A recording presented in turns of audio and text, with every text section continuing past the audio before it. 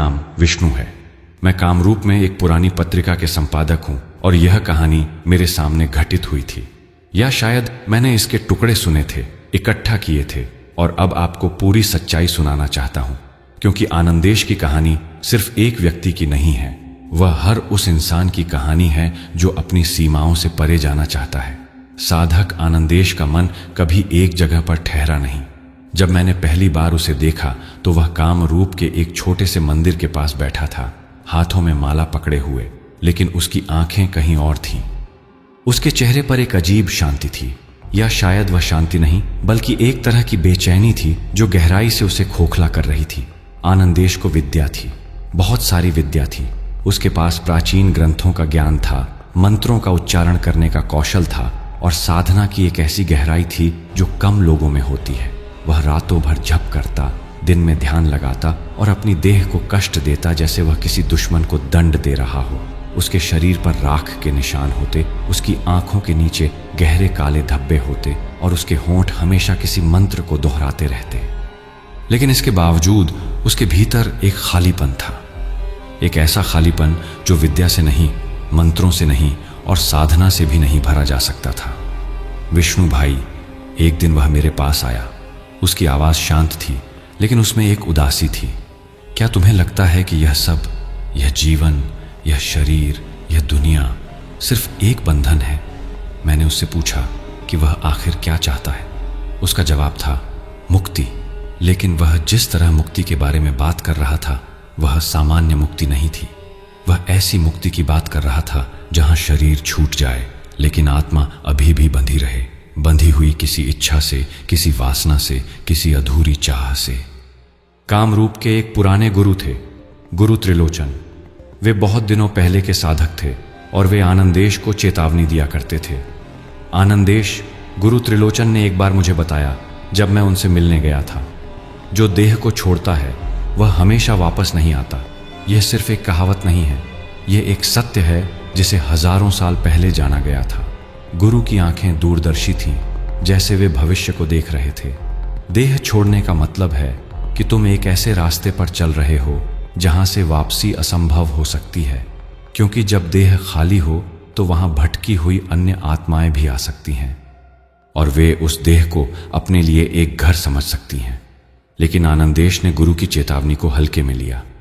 उसने मुस्कुरा दिया और कहा, गुरु जी, मैं तो अपने मंत्रों पर भरोसा करता हूं, मेरी शक्ति मुझे हमेशा वापस ले आएगी।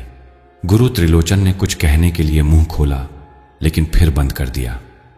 उन्हें पता था कि कुछ लोगों को सबक सुनना पसंद नहीं होता, वे अपना सबक सीखना पसंद करते हैं और वह सबक हमेशा दर्दनाक होता है।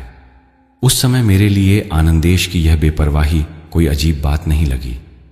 कामरूप ऐसा शहर है जहां अलौकिक और सामान्य एक दूसरे को स्पर्श करते हैं।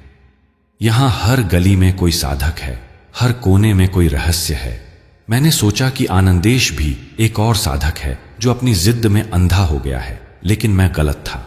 जो कुछ आने वाला था वह कहीं अधिक भयानक था। आनंदेश की अधूरी चाह एक साधारण वासना नहीं थी, यह एक ऐसी चाह थी जो उसके प्रत्येक कोशिका में बसी हुई थी, जो उसकी हर सांस में मिली हुई थी।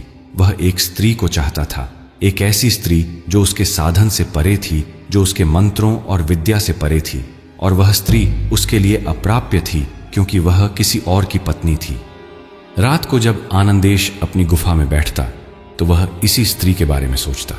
उसका नाम था माया, और माया शहर के एक प्रभावशाली आदमी की पत्नी थी। यह दूरी, यह असंभवता, यह निषेध, यह सब आनंदेश की चाह को और भी तीव्र बना देते थे।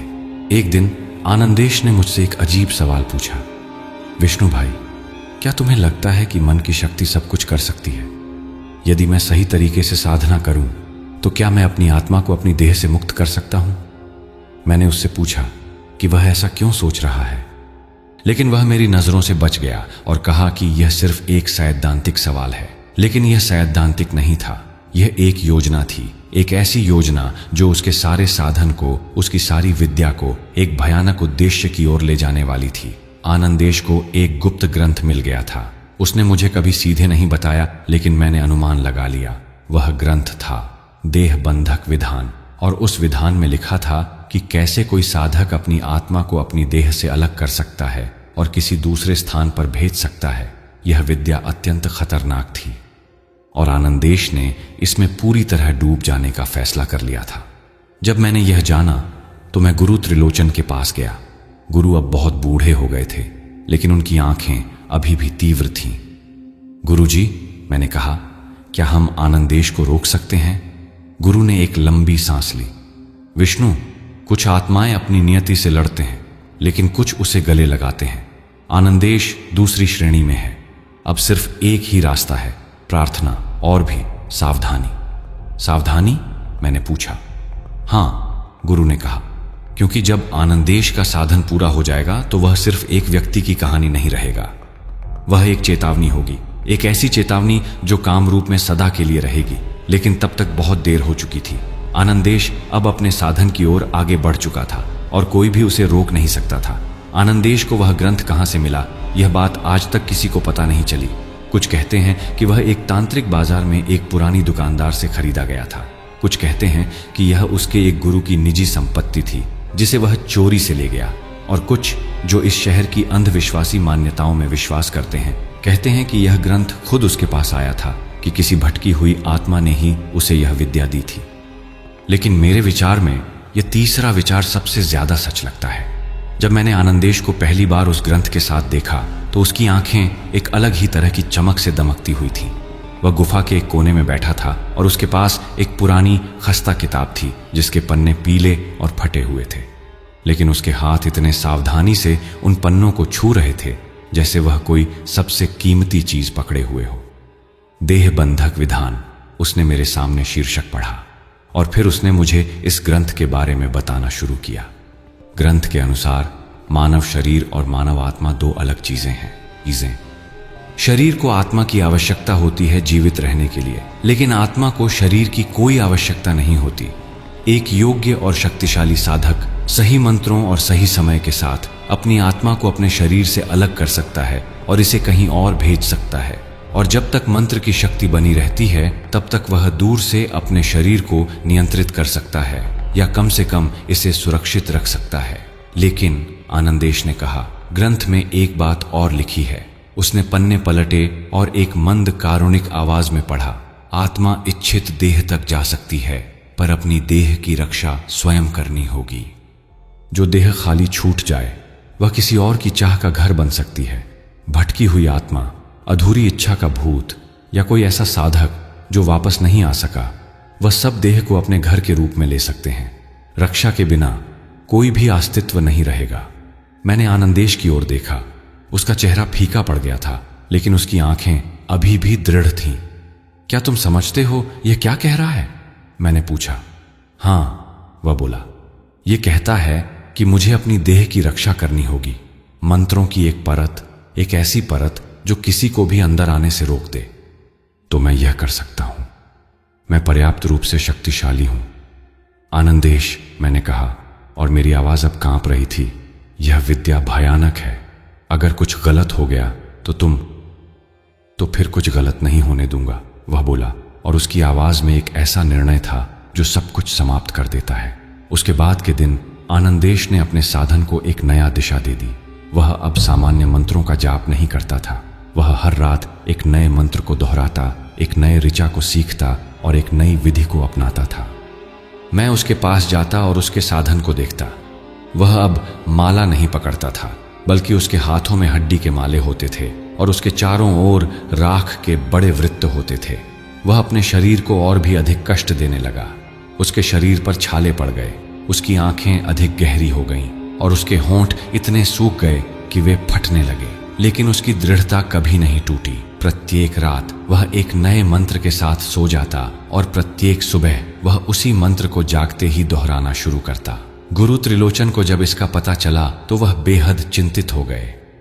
उन्होंने आनंदेश के पास जाने की कोशिश की, लेकिन आनंदेश ने उन्हें दूर कर दिया।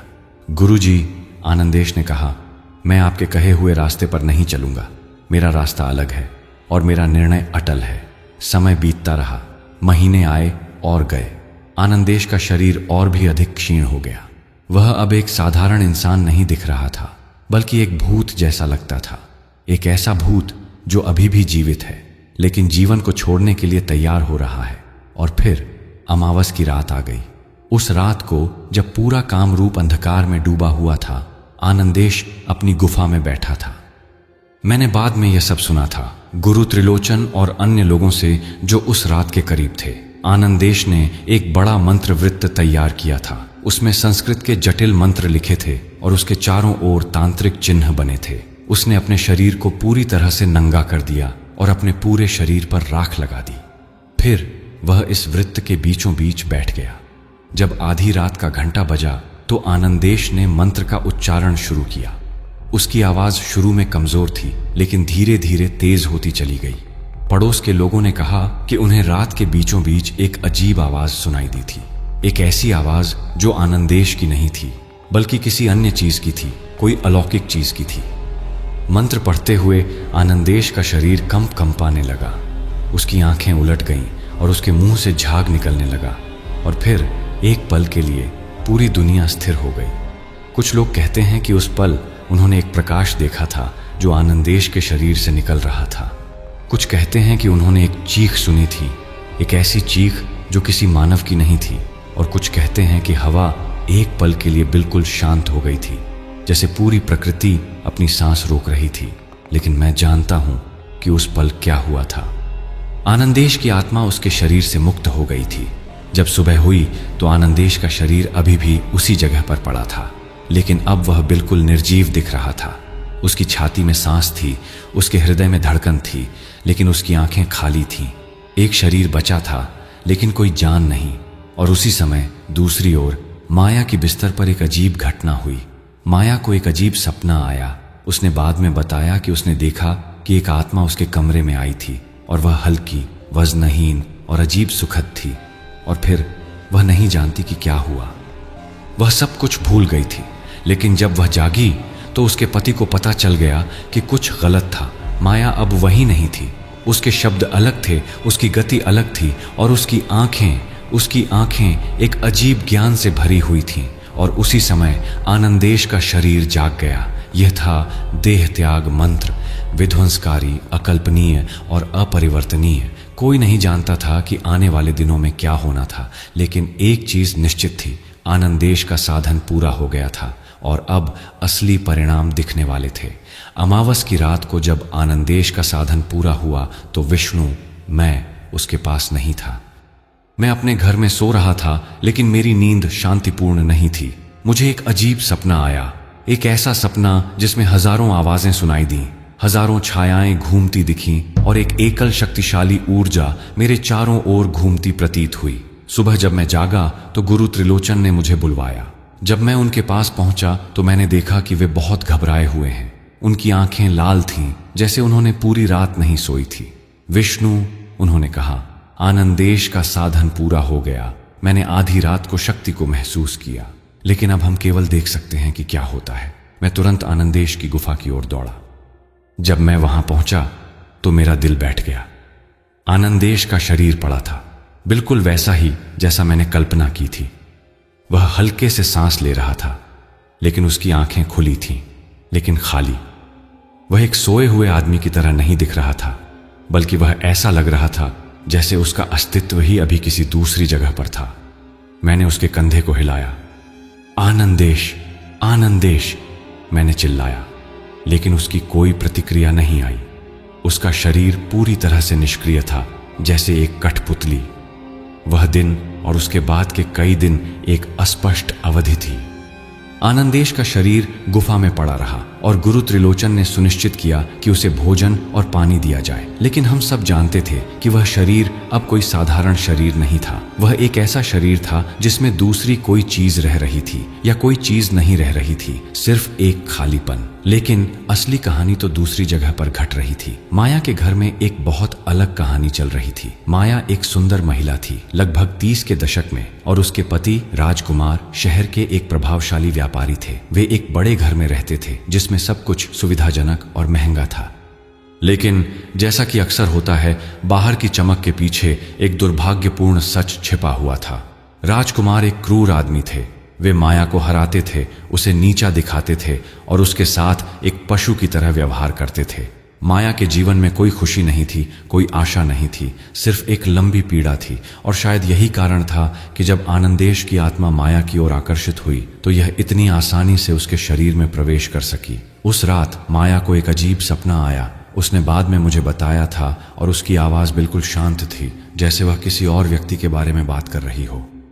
मुझे लगा, माया ने कहा, कि एक हल्की गर्म हवा मेरे कमरे में आ रही है। वह हवा मेरे चारों ओर घूम रही थी, मेरी त्वचा को छू रही थी, मेरे कानों में फुसफुसा रही थी। और मैंने एक आवाज़ सुनी, बहुत दूर से लेकिन फिर भी स्पष्ट। वह कह रही थी, माया, मैं यहाँ हूँ, मैंने तुम तक पहुँचने के लिए सब कुछ छोड़ दिया है। माया की आंखें, जब वह ये कह रही थी, पूरी तरह से खाली थीं। वह एक गुड़िया की तरह लग रही थी जिसके तारों को कोई और खींच रहा हो। और फिर क्या हुआ, मैंने पूछा। फिर माया ने कहा, मैं नहीं जानती, मेरी याद खत्म हो गई। जब मैं जागी तो सुबह हो गई थी और मेरे शरीर में एक अलग तरह की जागृति थी। ऐसा लगा जैसे कोई और मेरे भीतर रह रहा हो। और यह बुरा नहीं लग रहा था। इसके बाद के दिनों में माया पूरी तरह से बदल गई। वह अब वही नहीं रही जो वह पहले थी। उसकी चाल बदल गई, उसकी आवाज़ बदल गई और सबसे महत्वपूर्ण, उसकी आंखें बदल गईं। जहां पहले माया की आंखें अक्सर डर से भरी होती थीं, वहीं अब वे एक अलग तरह की चमक से दमकती थीं। यह चमक प्रेम की नहीं थी, बल्कि एक तरह की शक्ति की थी। एक ऐसी शक्ति जो किसी मानव से परे थी। उसके पति को जब इसका एहसास हुआ तो वह भ्रमित हो गया। जब वह माया को मारने का प्रयास करता तो माया न केवल बचती, बल्कि एक अलौकिक शक्ति के साथ उसे वापस धकेल देती। एक बार राजकुमार ने माया को मारने के लिए एक चाकू लेकर हाथ उठाया, लेकिन माया का शरीर एक अजीब तरीके से नाच गया और चाकू उसके हाथ से निकल गया। मुझे चोट मत पहुंचाओ, माया ने एक अलग आवाज में कहा, एक ऐसी आवाज जो उसकी अपनी नहीं थी। अब यह शरीर मेरा है। और उसी समय काम रूप में आनंदेश का शरीर भी जाग उठा। मैंने जब पहली बार जागते हुए आनंदेश को देखा तो मुझे एक अजीब भय हुआ। उसकी आंखें खुल गईं और वह उठ बैठा, लेकिन जब वह उठा तो उसकी गतिविधि अप्राकृतिक थी। एक ऐसी गतिविधि जो एक ताड़की की तरह थी, मनुष्य की नहीं। कहाँ हूं मैं? उसने पूछा, लेकिन उसकी आवाज आनंदेश की नहीं थी। वह एक अलग आवाज थी, एक ऐसी आवाज जो दर्द और क्रोध से भरी हुई थी। आनंदेश, मैंने कहा, तुम ठीक हो? आनंदेश, उसने हंसा, एक ऐसी हंसी जो बेहद भयानक थी। मैं आनंदेश नहीं हूं, वह तो वहीं है। वहां? मैंने पूछा। माया के शरीर में, वह बोला, और मैं यहां हूं। वह अपनी देह छोड़ गया है और मैंने इसे ले लिया है, बस इतना ही। मैं बिल्कुल स्तब्ध रह गया। तुम कौन हो? मैंने कहा। मैं वह हूं जो आनंदेश ने आमंत्रित किया है, वह बोला। मैं एक भटकी आत्मा हूं जिसे इसी गुफा में सताया जाता रहा है। आनंदेश ने मेरे लिए रास्ता खोला और मैं इसके शरीर में घुस गया। यह सुनते ही गुरु त्रिलोचन तेजी से आगे बढ़े और उस प्राणी को समझने की कोशिश की, लेकिन वह बहुत देर हो चुकी थी। आनंदेश का शरीर, जिसमें अब वह भटकी आत्मा थी, उठ खड़ा हुआ और गुफा से निकल गया। और मैं गुरु के साथ बस देख सकते थे और असहाय महसूस कर सकते थे। इसके बाद पूरे कामरूप में अजीब घटनाएं होने लगी। आनंदेश का शरीर रात को श्मशान की ओर जाने लगा, जहां वह अन्य भटकी आत्माओं के साथ मिलता दिख रहा था। और माया का शरीर, जहां आनंदेश की आत्मा रह रही थी, वह एक पूरी तरह से अलग जीवन जी रही थी। लेकिन सबसे भयानक बात यह थी कि आनंदेश को पता था कि वह क्या हो गया था। वह माया के शरीर में था और वह सब कुछ देख सकता था, महसूस कर सकता था, लेकिन वह कोई नियंत्रण नहीं रखता था। उसकी आत्मा पूरी तरह से कैद थी, पूरी तरह से बेबस थी। यह था इच्छित देह के पास का अध्याय, जहां आनंदेश अपनी सबसे बड़ी इच्छा को पूरा करने के बजाय एक भयानक जेल में फंस गया। आनंदेश की आत्मा को माया के शरीर में रहे हुए 15 दिन हो गए थे। 15 दिन, और वह हर पल शक्तिहीन, बेजान और पूरी तरह से कैद महसूस कर रही थी। माया के घर में जो कुछ भी घट रहा था वह एक सामान्य पत्नी के जीवन जैसा बिल्कुल नहीं था। राजकुमार को पहले तो लगा कि माया पर कोई भूत आ गया है, लेकिन जब वह उसे मारने की कोशिश करता तो माया, जिसमें अब वह भटकी आत्मा थी, अत्यंत शक्ति से उसे दीवार से टकरा देती। राजकुमार को एहसास हो गया कि माया के साथ कुछ अलौकिक हो गया है। तुम्हें जो हुआ है, राजकुमार ने एक दिन माया से पूछा, वह कहीं से आया है? तुम्हारे ऊपर कोई श्राप है। माया उस भटकी आत्मा के नियंत्रण में ने केवल मुस्कुरा दिया। श्राप? वह बोली, नहीं, यह श्राप नहीं है, यह मुक्ति है। अब मैं अपना जीवन जी सकती हूं और तुम्हें मेरे पास नहीं आना चाहिए या फिर मैं तुम्हें मार दूंगी। राजकुमार घबरा गया। वह शहर के एक तांत्रिक के पास गया, लेकिन उस तांत्रिक ने भी कुछ नहीं कर सका। माया के शरीर में जो शक्ति थी वह इतनी प्रबल थी कि किसी साधारण विधान से उसे निकाला नहीं जा सकता था। लेकिन आनंदेश की पीड़ा कहीं अधिक गहरी थी। उसकी आत्मा माया के शरीर में थी, लेकिन वह पूरी तरह से कैद थी। वह सब कुछ देख सकती थी, महसूस कर सकती थी, लेकिन कोई नियंत्रण नहीं रखती थी। जब वह भटकी आत्मा माया के हाथों को हिलाती तो आनंदेश को लगता था जैसे कोई उसके शरीर को नियंत्रित कर रहा हो। जब वह भटकी आत्मा बोलती तो आनंदेश को लगता था जैसे वह खुद बोल नहीं सकती, और सबसे भयानक, वह इस सब कुछ को रोक नहीं सकती थी। काम रूप में आनंदेश की मूल देह, जिसमें अब वह भटकी आत्मा थी, अपना जीवन चला रही थी। शहर के लोग कहते थे कि आनंदेश पूरी तरह बदल गया है। वह अब एक पवित्र साधक नहीं रहा, बल्कि एक भयानक प्राणी बन गया था। वह रात को श्मशान में घूमता, अन्य भटकी आत्माओं के साथ बैठता और किसी अनजान विधान को पूरा करता दिख रहा था। कुछ बार गांव वाले रात को उसकी चीखें सुनते, ऐसी चीखें जो मानव नहीं लगती थीं। गुरु त्रिलोचन ने आनंदेश की देह को नियंत्रित करने की कोशिश की, लेकिन असफल रहे। यह आत्मा बहुत शक्तिशाली है, गुरु ने मुझसे कहा। यह किसी साधारण साधक द्वारा नियंत्रित नहीं की जा सकती, और सबसे खतरनाक बात यह है कि आनंदेश की आत्मा पूरी तरह से फंसी हुई है। क्या हो सकता है? मैंने पूछा। केवल एक चीज, गुरु ने कहा, आनंदेश को वापस आना होगा। मंत्र की शक्ति को समाप्त होना होगा। जब मंत्र का समय खत्म हो जाता है तो आत्मा वापस आ सकती है। लेकिन क्या? मैंने पूछा। लेकिन वह भटकी आत्मा दूसरी देह को छोड़ने के लिए तैयार नहीं होगी, गुरु ने कहा। और अगर आनंदेश की आत्मा अपनी देह में वापस आएगी तो वह दोनों आत्माएं एक ही शरीर में कैद हो जाएंगी, और वह एक ऐसी पीड़ा होगी जो शब्दों में बयां नहीं की जा सकती। मेरा दिल बैठ गया। मैंने पहली बार सही मायने में समझा कि आनंदेश ने अपने लिए कितना भयानक भविष्य तैयार किया है। समय तेजी से बीत रहा था। मंत्र की शक्ति धीरे धीरे कमजोर हो रही थी। गुरु त्रिलोचन ने मुझे बताया कि मंत्र का प्रभाव 24 दिनों तक चलेगा, और उसके बाद 24वां दिन आ गया। उस रात को मैं गुरु के साथ आनंदेश की देह के पास था।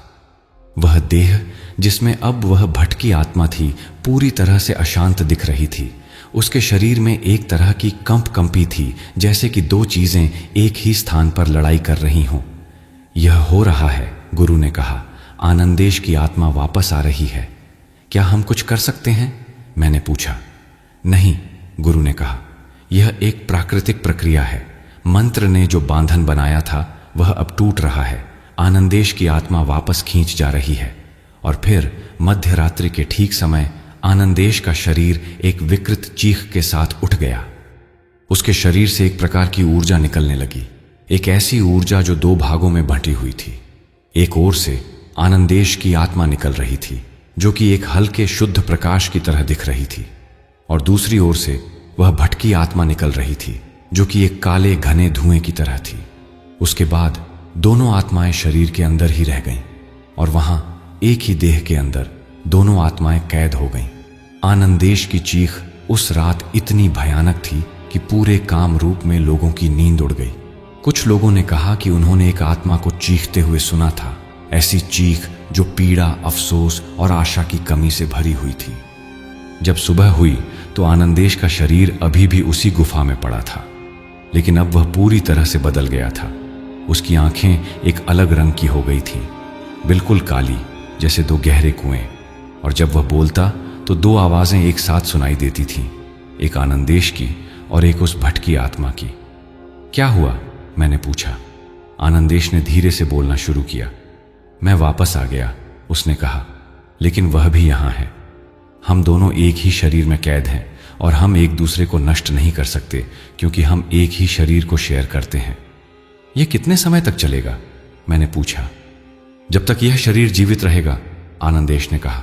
शायद उसके बाद भी।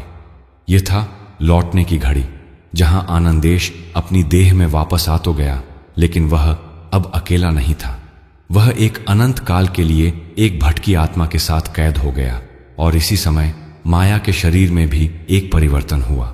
माया के पास जो भटकी आत्मा थी वह अचानक एक अलग तरह की पीड़ा महसूस करने लगी, जैसे कोई उसे वापस खींच रहा हो किसी अदृश्य तार से।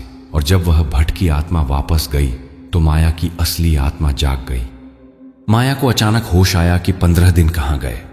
उसे पता चल गया कि उसके शरीर में कोई दूसरी आत्मा थी।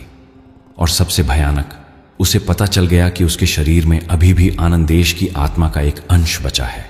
माया की चीख भी उस रात सुनाई दी, लेकिन यह एक अलग तरह की चीख थी, डर और अकेलेपन की चीख।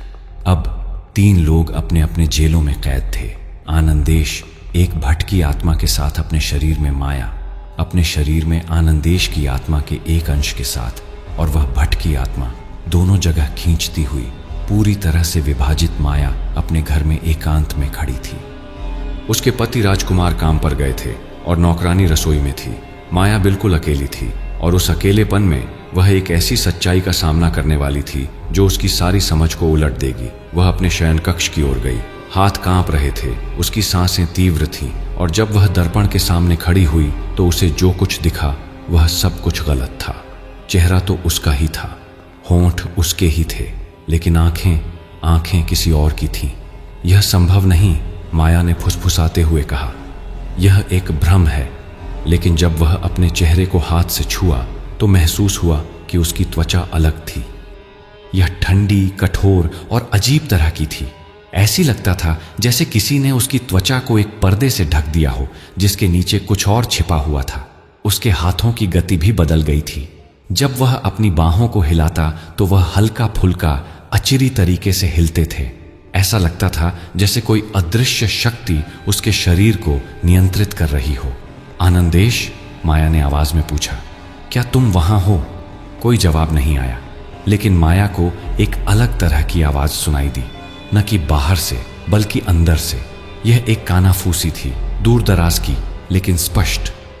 मैं यहां हूं, वो आवाज ने कहा, लेकिन मैं तुम नहीं हूं और तुम मैं नहीं हो। हम दोनों यहां हैं, साझा एक ही जेल में। माया की चीख तुरंत दमकल आई। उसने अपने को खिड़की से नीचे फेंकने की कोशिश की, लेकिन उसका शरीर उसकी बात नहीं सुन रहा था। कोई अन्य शक्ति उसे रोक रही थी।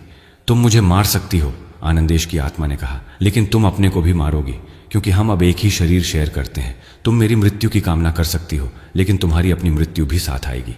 माया ने अपने शरीर को दीवार से टकराने की कोशिश की। दर्द तो हुआ, लेकिन वह जो चोट हुई वह सामान्य से कहीं अधिक भयानक थी। ऐसा लगा जैसे अंदर से कोई चीज टूट रही हो, लेकिन बाहर कोई घाव नहीं था। तुम मुझे नुकसान नहीं पहुंचा सकते, आनंदेश की आत्मा ने कहा। मैं तुम्हारे शरीर में हूं और इस शरीर की रक्षा करना मेरा स्वार्थ है। तो जब भी तुम खुद को नुकसान पहुंचाने की कोशिश करोगी, मैं तुम्हें रोक दूंगा। माया बिस्तर पर गिर गई। उसका सारा शरीर कांप रहा था। इतना क्रूर क्यों? उसने रोते हुए पूछा। मैं क्या करूं? मैं कहां जाऊं? कहीं नहीं, आनंदेश की आत्मा ने कहा, और उसकी आवाज में एक खतरनाक शांति थी। तुम यहां रहोगी मेरे साथ हमेशा। रात को जब राजकुमार घर लौटा तो उसे पता चल गया कि कुछ गलत था। माया की आंखें पूरी तरह से भयभीत थीं, लेकिन जब वह बोली तो उसकी आवाज पूरी तरह से शांत थी। मैं ठीक हूं, माया ने कहा, सिर्फ थोड़ी बीमारी है, मुझे अकेला छोड़ दो। राजकुमार को पता था कि यह सच नहीं था। उसने माया को पकड़ा और उसके चेहरे को देखने की कोशिश की, लेकिन जब उसकी आंखें माया की आंखों से मिलीं तो वह एक अलग तरह की भय महसूस हुआ। उन आंखों में कोई जान नहीं थी, सिर्फ एक खालीपन, एक ऐसा खालीपन जो असीम था। मुझे अकेला छोड़ दो, माया ने दोहराया, और इस बार उसकी आवाज में एक अलौकिक दृढ़ता थी। राजकुमार पीछे हट गया। वह जानता था कि अब माया उसकी नहीं रही। उसके शरीर में कुछ अन्य था, कुछ अज्ञात था। दिनों बीतते गए। माया धीरे धीरे अपने जेल के साथ सामंजस्य बिठाने लगी। उसने समझा कि उसके शरीर में 2 शक्तियां हैं।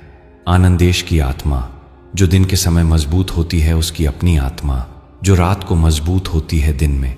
माया को पता होता है कि वह क्या कर रही है, लेकिन उसके हाथ उसकी बात नहीं सुनते।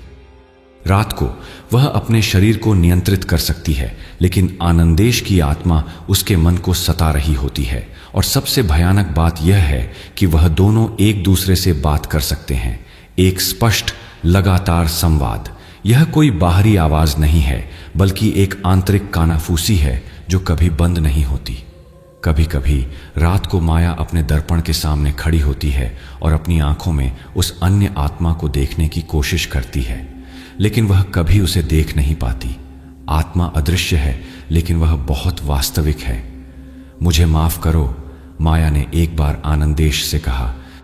मैं जानती हूं कि यह सब तुम्हारे साथ गलत हुआ, लेकिन इसमें मेरा क्या दोष है? कोई दोष नहीं, आनंदेश की आत्मा ने कहा, लेकिन यह सच है, यह हमारी शेर नियति है। अब हम एक दूसरे के बिना नहीं रह सकते, और यह पीड़ा, यह हमारी प्राचीन ऋण है। माया ने दर्पण में अपनी अपनी छवि को देखा। बाहर से वह अभी भी वही सुंदर माया थी, लेकिन अंदर से वह एक कैद खाना बन गई थी, दो आत्माओं के लिए एक शाश्वत जेल। और यह सच्चाई, यह भयानक सच्चाई माया को हर दिन खा रही थी। कभी कभी वह रात के बीच जाग जाती थी और चिल्लाती थी। पड़ोसी उसकी चीखें सुनते, लेकिन कोई मदद नहीं कर सकता था, क्योंकि इस पीड़ा का कोई बाहरी कारण नहीं था। यह आंतरिक थी, यह स्थायी थी, और यह कभी खत्म होने वाली नहीं थी। यह था आईने का सच, जहां माया को अपनी वास्तविकता को स्वीकार करना था कि उसके शरीर में अब केवल वह नहीं रह रही थी, और यह एहसास, यह सच्चाई उसकी आत्मा को हर पल विभाजित किए जा रही थी। कामरूप की गुफा में मैं और गुरु त्रिलोचन आनंदेश के पास बैठे थे, लेकिन अब वह आनंदेश नहीं था।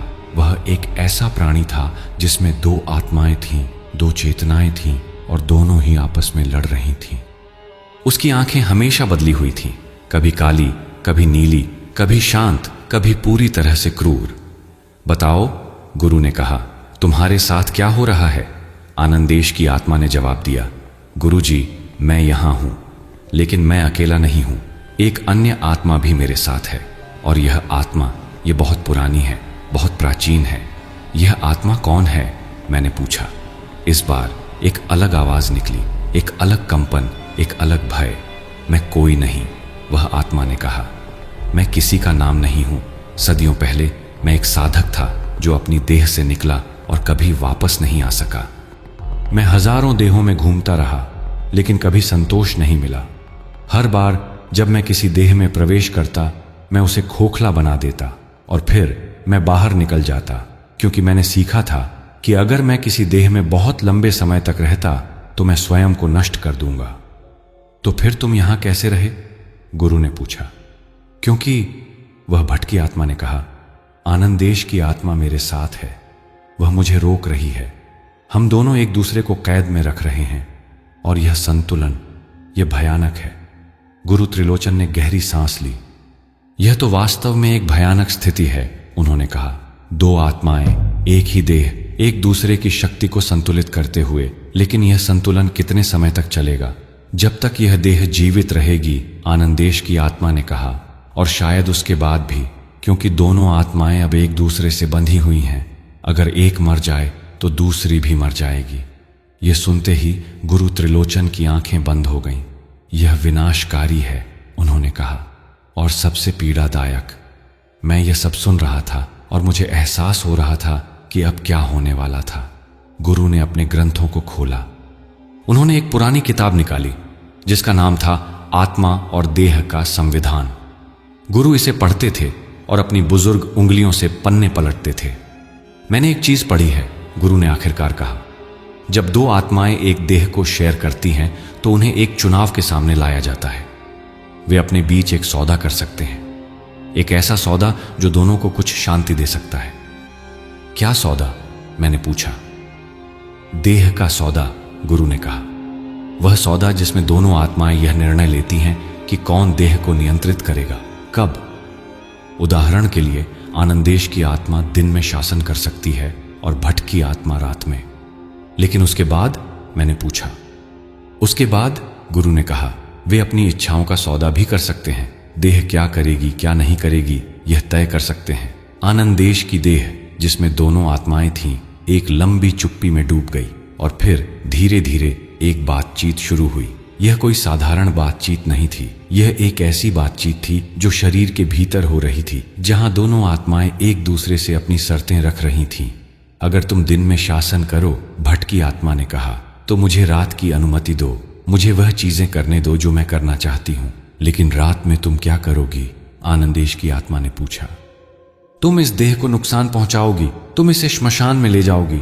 हाँ, भट्ट की आत्मा ने कहा, लेकिन अगर मुझे इन चीजों की अनुमति है तो मैं दिन में तुम्हारी बात सुनूंगी, अन्यथा मैं इस देह को अंदर से तोड़ देंगी, हम दोनों मर जाएंगे। यह एक खतरनाक संतुलन था, एक ऐसा समझौता जो पीड़ा के बीच बनाया जा रहा था। आखिरकार एक समझौता हुआ। दिन में आनंदेश की आत्मा देह को नियंत्रित करेगी। वह सामान्य जीवन जिएगा, खाएगा, सोएगा, काम करेगा, लेकिन रात में जब सूर्य अस्त हो जाता तो भट्ट की आत्मा नियंत्रण ले लेगी और रात में यह देह श्मशान की ओर जाएगी, अन्य भट्ट की आत्माओं के साथ मिलेगी और ऐसी चीजें करेगी जो शब्दों में बयान नहीं की जा सकती।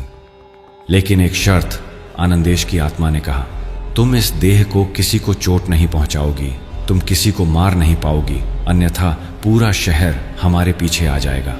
भट्ट की आत्मा ने सहमति दी और यह तरीका काम आ गया। अगले महीनों में आनंदेश के शरीर की एक अजीब दिनचर्या हो गई।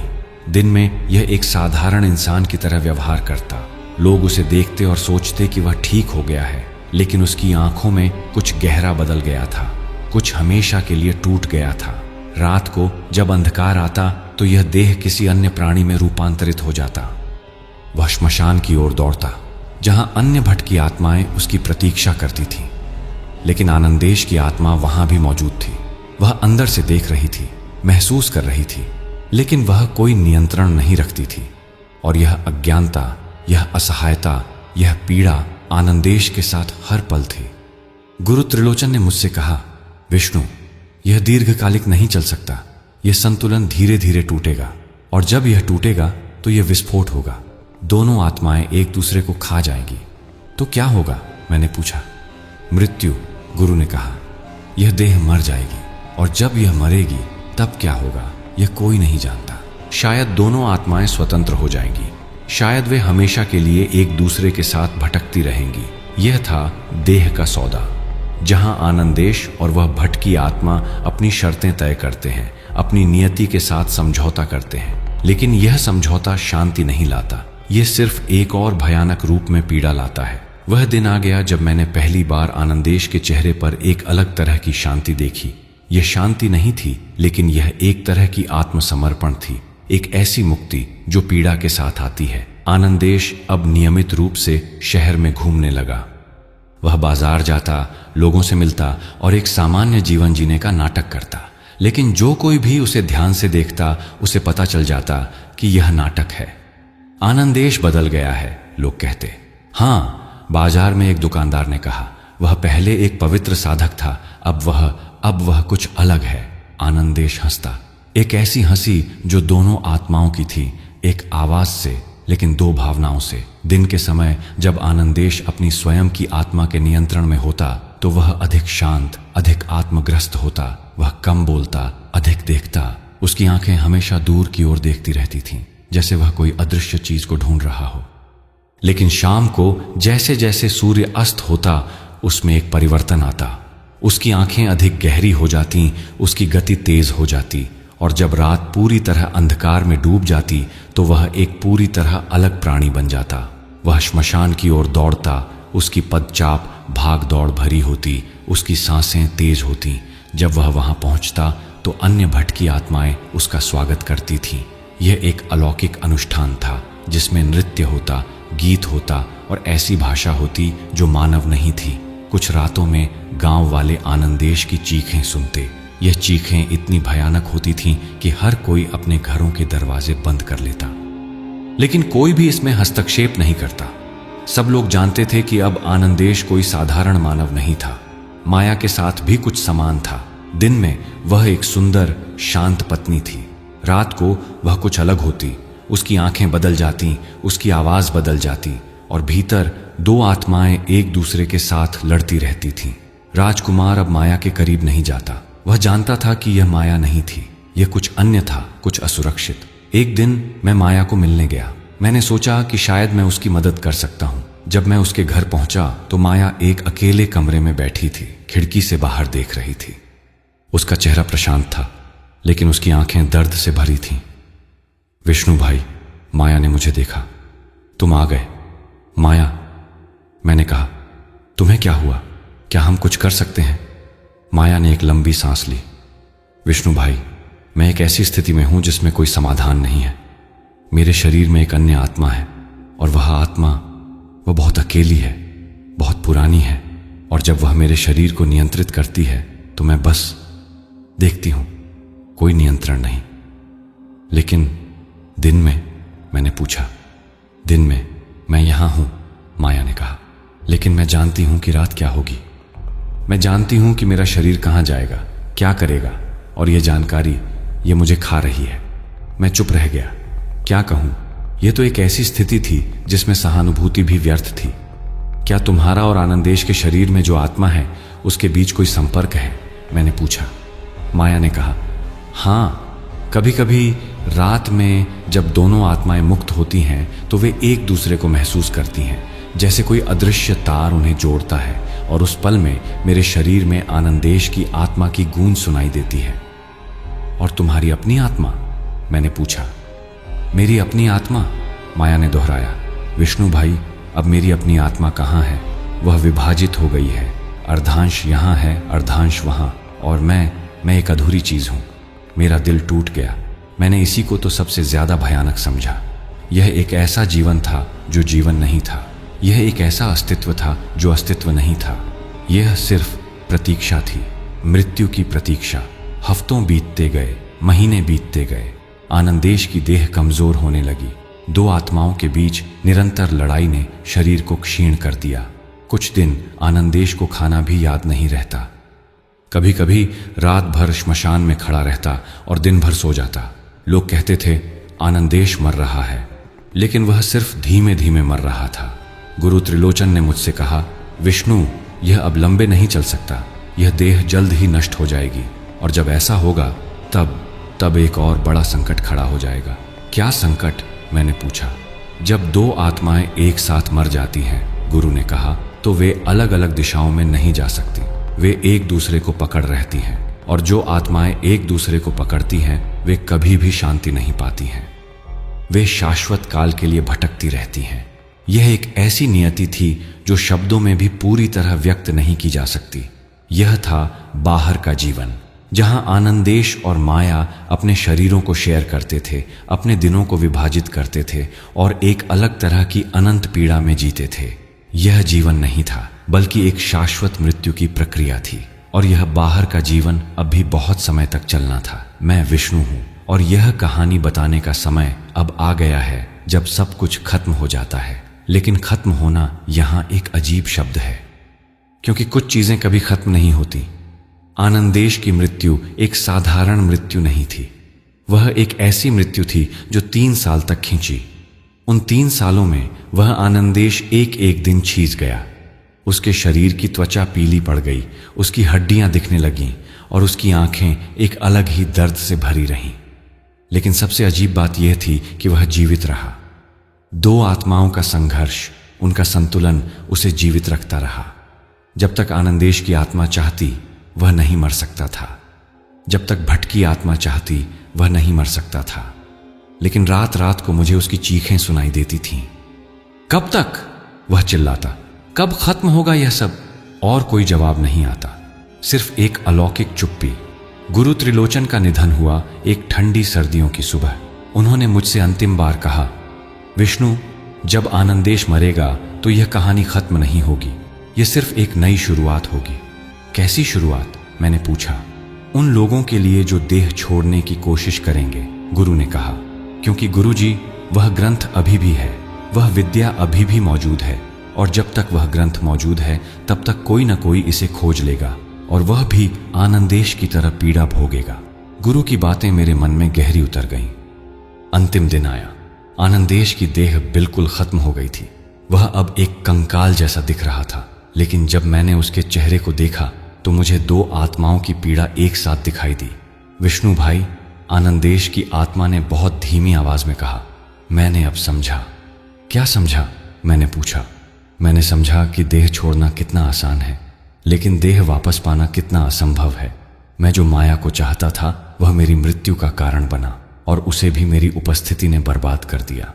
और माया? मैंने पूछा। उसका क्या हुआ? माया आनंदेश ने कहा। उसके शरीर में अब मेरी आत्मा का एक अंश अभी भी रह गया है। जब मैं मरूंगा तो शायद वह अंश भी खत्म हो जाएगा, या शायद वह हमेशा के लिए उसके अंदर फंसी रह जाएगी। उसका कोई समाधान नहीं है? मैंने पूछा।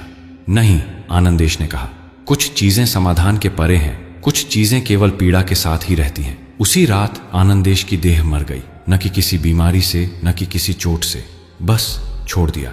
जब उसकी सांस बंद हुई तो गुरु के शब्द मेरे कानों में बजने लगे। गुरु कह रहे थे कि जब दो आत्माएं एक साथ मर जाती हैं तो वे शाश्वत काल के लिए एक दूसरे के साथ भटकती रहती हैं। और मुझे विश्वास है कि वह सच है, क्योंकि आनंदेश की मृत्यु के बाद कामरूप में अजीब घटनाएं होने लगीं। श्मशान में रातों को कोई दो आवाजें सुनाई देती हैं, एक आनंदेश की, एक भटकी आत्मा की, और जो भी उन्हें सुनता है वह भाग जाता है, क्योंकि वे आवाजें इतनी पीड़ा भरी होती हैं कि किसी का दिल टूट जाता है। माया अभी भी जीवित है। वह अपने घर में अकेली अपने शरीर को शेयर करती है। दिन में वह माया है, रात में वह कुछ और है, और उसके शरीर में आनंदेश की आत्मा का एक अंश अभी भी रह गया है। एक स्पर्श, एक उपस्थिति, एक अदृश्य गुलाम। कुछ साल पहले मैंने माया को एक अंतिम बार देखा था। उसका चेहरा बदल गया था। उसकी आंखें पूरी तरह खाली थीं, जैसे किसी ने उनसे सब कुछ निकाल लिया हो। माया, मैंने पूछा, तुम कैसी हो? विष्णु भाई, माया ने बहुत धीरे कहा, मैं यहां हूं और यहां नहीं हूं। मैं एक अधूरी चीज हूं, और यह जीवन, यह कोई जीवन नहीं है। वह आखिरी बार था जब मैंने माया को देखा। अब कई साल बाद मैं यह कहानी बता रहा हूं, और मैं जानता हूं कि कुछ लोग इसे अविश्वास्य समझेंगे, कुछ इसे सिर्फ एक कहानी समझेंगे, लेकिन मैं तुम्हें सच कहता हूं, कामरूप में वह ग्रंथ अभी भी है। उसका नाम है देह बंधक विधान, और हर कुछ साल में कोई न कोई उसे खोज लेता है। और हर बार जब कोई साधक अपनी अधूरी चाह में अपनी देह छोड़ता है तो कहीं एक नई आत्मा भटकती है, कहीं एक नई देह खाली होती है, और कहीं एक और नियति तैयार होती है। यह विद्या कितनी पुरानी है कोई नहीं जानता। शायद यह हजारों साल पहले बनाई गई थी, शायद इसके पीछे कोई ऐतिहासिक कारण था, लेकिन अब यह सिर्फ एक भयानक विरासत है। एक ऐसी विरासत जो हर पीढ़ी में किसी को नष्ट करती है। अगर तुम यह कहानी सुन रहे हो तो मैं तुम्हें एक चेतावनी देता हूं। अगर तुम कभी भी ऐसे किसी साधक को मिलो जो अपनी देह छोड़ने की बात करता हो तो उसे मना कर दो। उसे समझा दो कि यह असंभव है, कि देह छोड़ना आसान है लेकिन वापस आना कभी असंभव हो सकता है।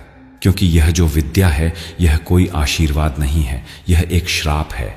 एक ऐसा श्राप जो साधक को नहीं बल्कि उन सब को नष्ट करता है जिनके साथ वह जुड़ा हुआ होता है। अब मैं बूढ़ा हो गया हूं, मेरे दिन खत्म हो रहे हैं, लेकिन मैं जानता हूं कि जब मैं भी चला जाऊंगा तो यह कहानी अभी भी यहां रह जाएगी, क्योंकि यह सिर्फ आनंदेश की कहानी नहीं है। यह हर उस इंसान की कहानी है जो अपनी सीमाओं से परे जाने की कोशिश करता है, जो अपनी अधूरी चाह को पूरा करने के लिए असंभव को संभव बनाने की कोशिश करता है। और वह जो भी सीखे वह यही है, देह छोड़ना कठिन नहीं है, देह वापस पाना असंभव है।